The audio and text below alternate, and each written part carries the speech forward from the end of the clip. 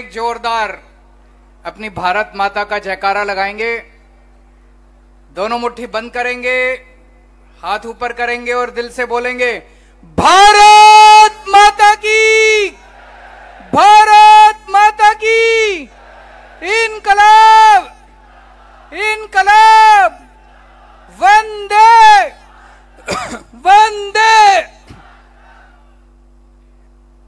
आज मैं देख रहा हूं इतनी भारी संख्या में लोग आए हुए हैं, इतनी भारी, पीछे तक सड़क के उस पार भी लोग बहुत सारे बैठे हुए हैं। जो उस पार बैठे हैं उनको भी सबको नमस्कार, सबको मेरा प्रणाम।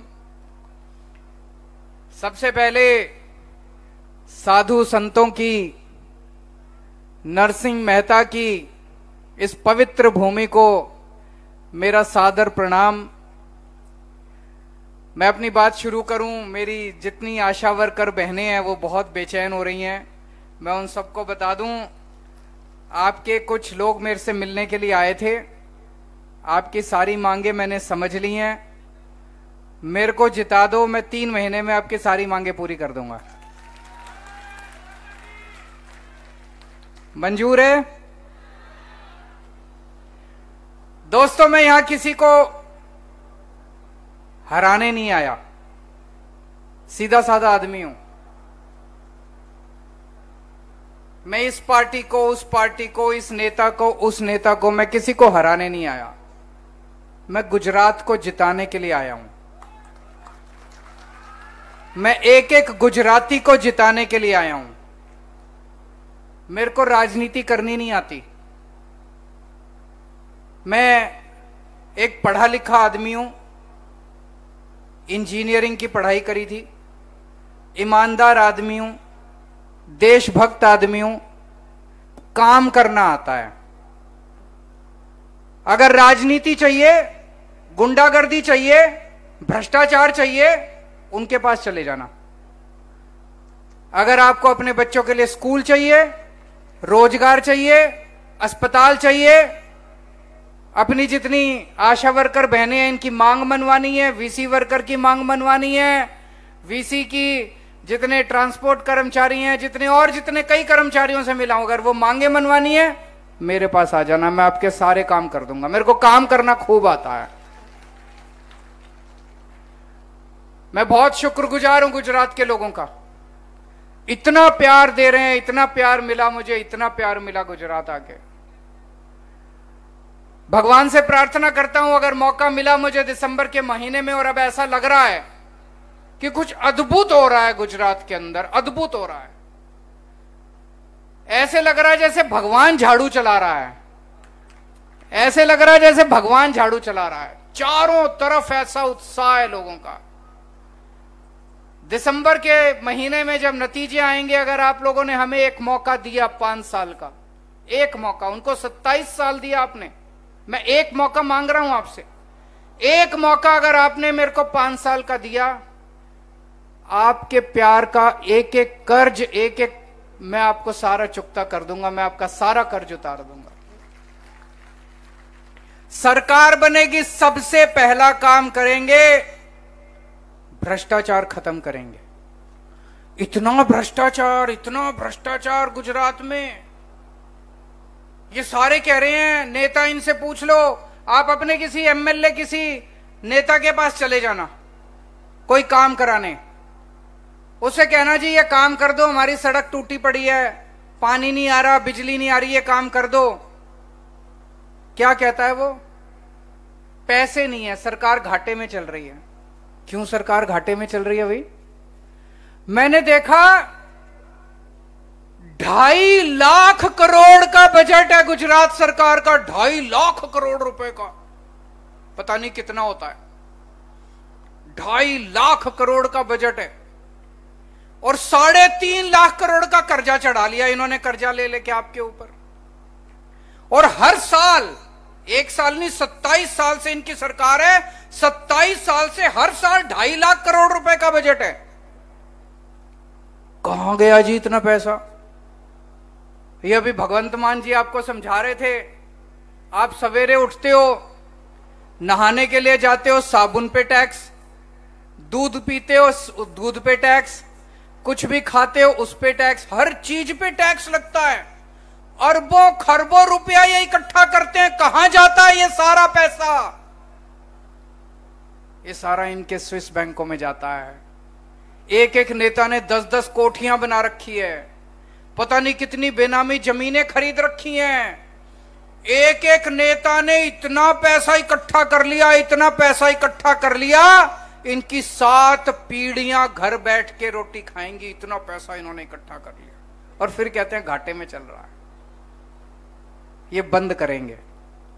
दिसंबर के बाद से गुजरात में कोई मंत्री पैसा नहीं खाएगा, दिसंबर के बाद से कोई एमएलए पैसा नहीं खाएगा, दिसंबर के बाद से कोई मुख्यमंत्री पैसा नहीं खाएगा, कोई अफसर को पैसा नहीं खाने देंगे। दोस्तों, एक एक पैसा गुजरात सरकार का आपके ऊपर खर्च किया जाएगा, जनता के ऊपर खर्च किया जाएगा। ये जो सारा पैसा स्विस बैंकों में ले जाते हैं, ये सारा पैसा जो प्रॉपर्टी खरीदते हैं, ये बंद करेंगे। पंजाब के अंदर हमारा अपना एक मंत्री भगवंत मान जी को पता चला, इनका अपना एक मंत्री थोड़ी बहुत गड़बड़ कर रहा था, इन्होंने अपने मंत्री को जेल भेज दिया। कभी सुना है?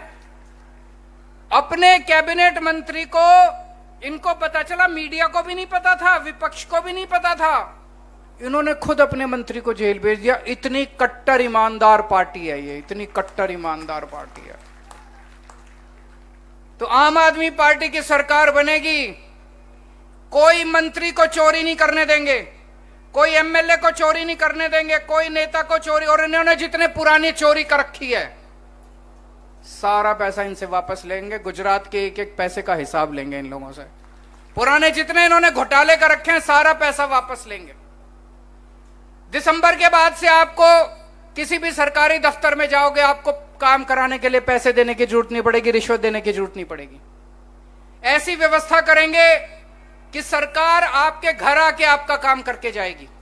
आपको सरकारी दफ्तर में जाके काम कराने की जरूरत नहीं है। दिल्ली में हमने ये लागू कर दिया, गुजरात के अंदर भी लागू करेंगे।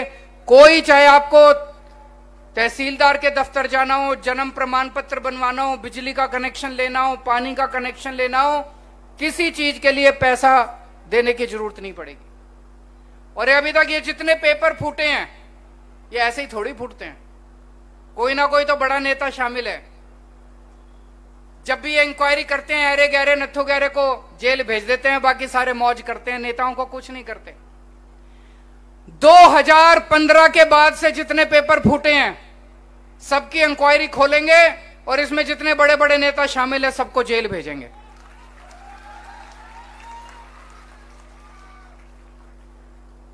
और जब 2 साल पहले तलाटी की परीक्षा शुरू होने वाली थी, 25 लाख लोग, 1800 नौकरियां थी ना, 1800 नौकरियों के लिए 25 लाख बच्चों ने नौकरी के लिए अप्लाई करा था और इन्होंने कैंसिल कर दी। दोस्तों, हमारी सरकार बना दो, दिसंबर में सरकार बनेगी, फरवरी के महीने में आपकी तलाटी की परीक्षा करा दूंगा, सारी भर्तियां करा दूंगा फरवरी के महीने। दूसरी बात, दिल्ली में हमने सबकी बिजली फ्री कर दी। लोग महंगाई से बड़े दुखी थे, इतनी महंगाई हो रही है, इतनी महंगाई हो रही है, घर चलाना मुश्किल हो रहा है।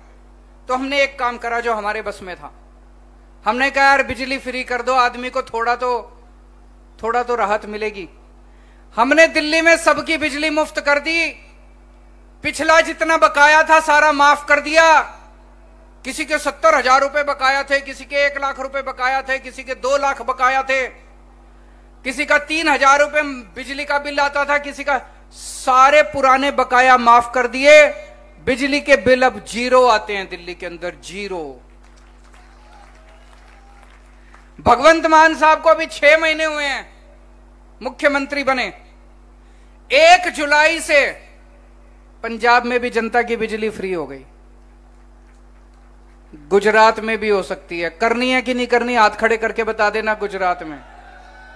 ये सारे मेरे को गालियां दे रहे हैं, बीजेपी वाले भी, कांग्रेस वाले भी, दोनों जम के गालियां दे रहे हैं कि केजरीवाल पैसे लुटा रहा है, केजरीवाल पैसे लुटा रहा है, बिजली मुफ्त नहीं होनी चाहिए। मैं आपसे पूछना चाहता हूं, मुख्यमंत्री की सारी बिजली मुफ्त होती है। मुख्यमंत्री को 5,000 यूनिट, गुजरात के सीएम को 5,000 यूनिट बिजली मुफ्त मिलती है हर महीने। गुजरात के मंत्रियों को 4-4 हजार यूनिट बिजली मुफ्त मिलती है हर महीने। मैं कहता हूं गरीब जनता को 300 यूनिट महीने मुफ्त दे दो तो इनको मिर्ची लगती है। बताओ, अगर मुख्यमंत्री और मंत्रियों को बिजली मुफ्त मिलती है तो जनता को मिलनी चाहिए कि नहीं मिलनी चाहिए? जनता को मिलनी चाहिए। क्यों नहीं मिलनी चाहिए? भ्रष्टाचार दूर करेंगे, खूब पैसा बचेगा।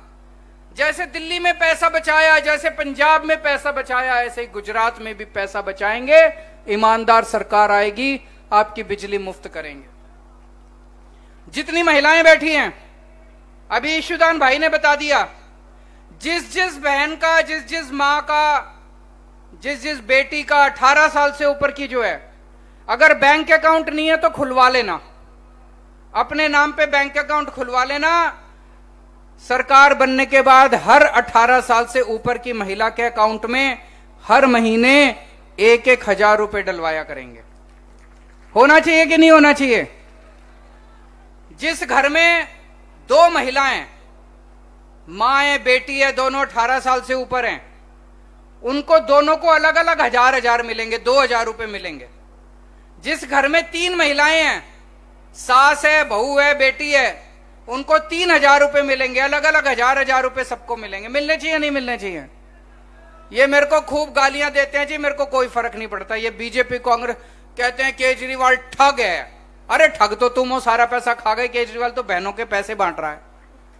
कहते हैं केजरीवाल कमीना है, केजरीवाल आतंकवादी है, केजरीवाल खालिस्तानी है।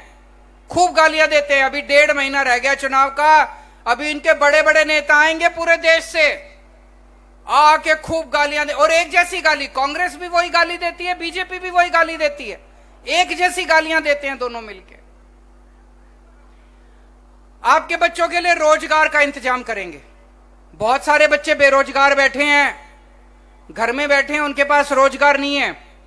दिल्ली में मैंने 5 साल में 12 लाख बच्चों के लिए रोजगार का इंतजाम किया। 12 लाख बच्चों के लिए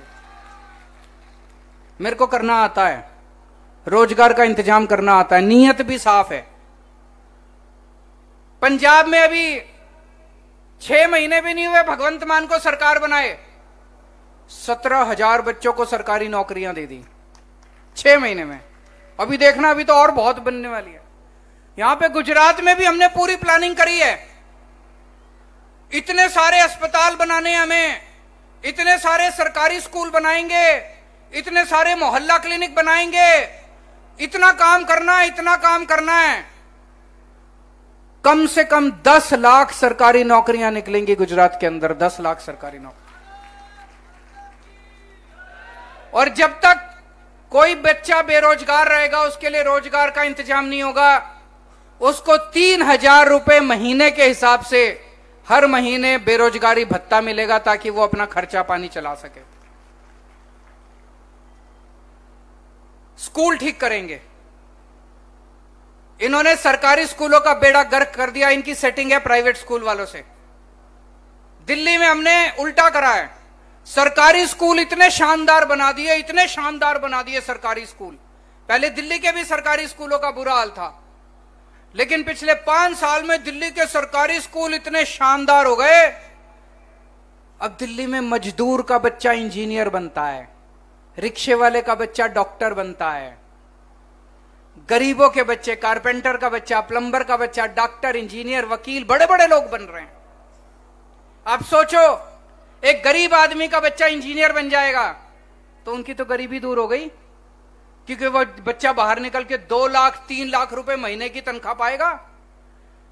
जो मजदूर बेचारा 7-8 हजार रुपए महीना कमाया करता था, अब उसका बेटा उसके लिए 2 लाख रुपए महीना कमा के लाएगा। दिल्ली के सरकारी स्कूल इतने शानदार हो गए, अब इन सरकारी स्कूलों में हजारों बच्चे इंजीनियर बन रहे हैं, डॉक्टर बन रहे हैं, वकील बन रहे हैं। और दिल्ली में उल्टा हो रहा है, दिल्ली में प्राइवेट स्कूलों से लोग अपने बच्चों का नाम कटा कटा के सरकारी स्कूल में भर्ती करा रहे हैं।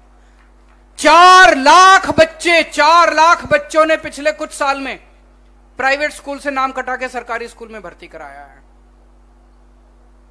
गुजरात के सरकारी स्कूल ठीक होने चाहिए, नहीं होने चाहिए? गुजरात के भी सरकारी स्कूल इतने शानदार कर दूंगा, आपको प्राइवेट स्कूल भेजने की जरूरत नहीं पड़ेगी। सरकारी स्कूल में एडमिट कराना, सारी शिक्षा फ्री होगी। लेकिन फिर भी जो अपने बच्चों को प्राइवेट में पढ़ाना चाहते हैं, इन प्राइवेट वालों ने लूट मार कर रखी है। जब मर्जी फीस बढ़ा देते हैं, जब मर्जी कभी लाइब्रेरी फीस, डेवलपमेंट फीस, फलाना फीस, ढिमका फीस। दिल्ली में भी इन्होंने गुंडागर्दी कर रखी थी। दिल्ली में हमने सारे प्राइवेट स्कूलों का ऑडिट करवाया, पता चला इन्होंने इतना पैसा इकट्ठा कर रखा है बच्चों से, फीस ले लेके, फीस के नाम पे। किसी स्कूल के पास 50 करोड़ की एफडी मिली, पैसा ले लेके एफडी में जमा करा रखा है, फिक्स डिपॉजिट बैंक में। किसी के पास 50 करोड़, किसी के पास 30 करोड़, किसी के पास 20 करोड़। सारे स्कूलों की एफडी तोड़वा के बच्चों के पैसे वापस कराए थे हम लोगों ने। पहली बार हुआ था प्राइवेट स्कूल वालों ने पैसे वापस करे थे। गुजरात के भी सारे प्राइवेट स्कूलों के ऑडिट करवाएंगे, जिन्होंने गड़बड़ कर रखी है आपके पैसे वापस कराएंगे, और आज के बाद कोई प्राइवेट स्कूल वाले को नाजायज फीस नहीं बढ़ाने देंगे, जैसे दिल्ली और पंजाब में किया है। हमने दिल्ली में सबका इलाज मुफ्त कर दिया। आज घर में कोई किसी को बीमारी हो जाए, जेवर बेचने पड़ जाते हैं, इतनी महंगी हो गया इलाज, प्राइवेट अस्पताल में चले जाओ। और गुजरात में सरकारी अस्पतालों का बेड़ा गर्क है, सरकारी अस्पतालों में कोई इलाज नहीं होता। दिल्ली में भी पहले ऐसे ही था, दिल्ली में भी सरकारी अस्पतालों का बुरा हाल था। हमने दिल्ली के सारे सरकारी अस्पताल शानदार बना दिए। अब लोग प्राइवेट में नहीं जाते, सरकारी अस्पतालों में इलाज कराने आते हैं। मोहल्ला क्लिनिक खोल दिए गली गली के अंदर। पूरे गुजरात के अंदर मैंने प्लानिंग करी है, 20,000 मोहल्ला क्लिनिक खोलेंगे हर गांव के अंदर, हर मोहल्ले के अंदर। गुजरात के अंदर भी सबका इलाज मुफ्त करेंगे, चाहे अमीर हो, चाहे गरीब हो, चाहे बच्चा हो, चाहे बूढ़ा हो, चाहे जवान हो। हर एक का, हर एक गुजराती का पूरा इलाज मुफ्त होगा। चाहे 10 रुपए की क्रोसिन की दवाई है वो भी आपको मुफ्त मिलेगी, दवाइयां भी फ्री, टेस्ट भी फ्री, ऑपरेशन भी फ्री। और अगर आपका 20 लाख रुपए का भी खर्चा आता है तो वो भी फ्री होगा। भगवान ना करे कोई बीमार पड़े, लेकिन अगर बीमार पड़े तो दिल्ली के तरह आपका सारा इलाज मुफ्त करने का इंतजाम करेंगे। जब से पिछले कुछ महीने से मैं आने लगा हूं, इनकी आईबी एक एजेंसी होती है, इनकी आईबी की सरकार की एक रिपोर्ट आई है। रिपोर्ट कह रही है कि गुजरात में आम आदमी पार्टी की बहुमत के साथ, भारी बहुमत के साथ सरकार बनने जा रही है। यह मैं नहीं कह रहा, गुजरात सरकार की रिपोर्ट है। गुजरात सरकार की सीक्रेट रिपोर्ट आई है कि आम आदमी पार्टी की सरकार बनने जा रही है। तब से ये पागल हो गए हैं ये लोग। इन्होंने पहले हमारा दिल्ली में सत्येंद्र जैन को गिरफ्तार कर लिया। सत्येंद्र जैन हमारा सेहत मंत्री है, हेल्थ मिनिस्टर है, जिसने दिल्ली में मोहल्ला क्लिनिक बनाए, जिस आदमी ने, जिसने दिल्ली के सब लोगों का इलाज मुफ्त कर दिया, उसको इन्होंने गिरफ्तार कर लिया कि दिल्ली के अंदर जो अच्छा काम हो रहा है बंद करो उसको। फिर अब ये मनीष सिसोदिया को गिरफ्तार करने वाले हैं। मनीष सिसोदिया वो आदमी जिसने दिल्ली के स्कूल शानदार बना दिए, बच्चों का भविष्य बना दिया, जिसने बच्चों के लिए रोजगार का इंतजाम किया। कह रहे हैं मनीष सिसोदिया को अब गिरफ्तार करेंगे, दिल्ली के अच्छे काम बंद करो। हमें इनकी जेल से डर नहीं लगता। कितने दिन रख लेंगे जेल में? 5 महीने, 6 महीने, 8 महीने, बाहर निकल के फिर अच्छा काम शुरू कर देंगे हम। अब ये जब से रिपोर्ट आई है गुजरात सरकार की कि आम आदमी पार्टी की सरकार बन रही है, ये बीजेपी और कांग्रेस वालों की सीक्रेट मीटिंग शुरू हो गई है। कभी इधर इनकी सीक्रेट मीटिंग हो रही है, कभी उधर इनकी सीक्रेट मीटिंग हो रही है। उसमें ये पूरा प्लान बना रहे हैं कि किस तरह से कुछ भी करो, आम आदमी पार्टी नहीं आनी चाहिए, जो मर्जी करो। दोनों मिलके एक जैसी गाली देते हैं, आप देखना। कांग्रेस बोलती है, फिर बीजेपी बोलती है, फिर दोनों मिलके आम आदमी पार्टी के खिलाफ प्रचार कर रहे हैं। यह समझना पड़ेगा आपको, सारे गुजरात के लोगों को। और आजकल बीजेपी वालों ने एक और काम शुरू किया है। वो आके कान में बोलेंगे आपके कहते हैं हाँ ये लोग अच्छे तो हैं पर अभी इस बार नहीं, अगली बार। इस बार कोई आके बोले ना आपको, समझ जाना बीजेपी का है, उसको बोलना अगली बार नहीं, इसी बार। इसी बार सरकार बनानी है आम आदमी पार्टी की, अगली बार नहीं बनानी, अभी इसी बार, यही बार सरकार बनानी है। 27 साल के बाद इनको अहंकार हो गया है बहुत ज्यादा, बहुत घमंड हो गया इन लोगों को। गाली गलौज करते हैं, गुंडागर्दी करते हैं, मारपीट करते हैं, कोई इनके खिलाफ कुछ बोल दे मारपीट करने पे उतर आते हैं, सुनते नहीं है किसी की। आम आदमी पार्टी की सरकार बनेगी, जनता की सरकार बनेगी। जो जनता कहेगी सरकार वही काम करेगी, जनता के हिसाब से काम होगा। कोई नेता की नहीं चलेगी, कोई मुख्यमंत्री की नहीं चलेगी, जो जनता कहेगी जनता के हिसाब से काम करेंगे। और देखो जी, कांग्रेस को वोट देके बेकार मत करना, कांग्रेस को वोट देने से कोई फायदा नहीं है। अपना वोट बेकार करोगे, अपने बच्चों के भविष्य के लिए वोट देना, आम आदमी पार्टी को वोट देना। मैं अभी देख रहा था, जूनागढ़ में हम लोग आ रहे थे, सारी सड़कें टूटी पड़ी हैं। दिसंबर में सरकार बनेगी, 6 महीने में आपकी सारी सड़कें बनवा देंगे। वैसे अगर इनसे हिसाब किताब लेंगे, कागजों में सड़कें बन चुकी होंगी, सारा पैसा खा गए होंगे ये लोग। कागज में बन जाती है सड़क, पैसा खा जाते हैं, जनता को सड़क नहीं मिलती। ईमानदार सरकार आएगी, 6 महीने में आपकी सारी सड़कें बना देंगे। और मेरे को अभी बताया गया कि कई मच्छी मार भाई बहन आए हुए हैं, उनके परिवार के लोग आए हुए हैं, उनसे भी मैं मिल चुका हूं। उनकी जितनी मांगे हैं उनको मैं समझ चुका हूं। आपकी सारी मांगे हम पूरी करेंगे, ये मेरा वादा है। एक बार सारे जने मिलकर सरकार बनाओ। और यहां जितने लोग आए हैं, मेरे को बताया गया आसपास की 3-4 विधानसभाओं से, हर गांव से 2-4 लोग आए हैं। आपको अपने गांव में वापस जाके जितनी बातें मैंने कही हैं वो सारी बातें बनवानी है। अभी जैसे ईशुदान भाई ने कहा, एक एक आदमी को जिम्मेदारी लेनी है, कम से कम 100 वोट की जिम्मेदारी एक एक आदमी को लेनी है। पक्का करेंगे? भारत माता की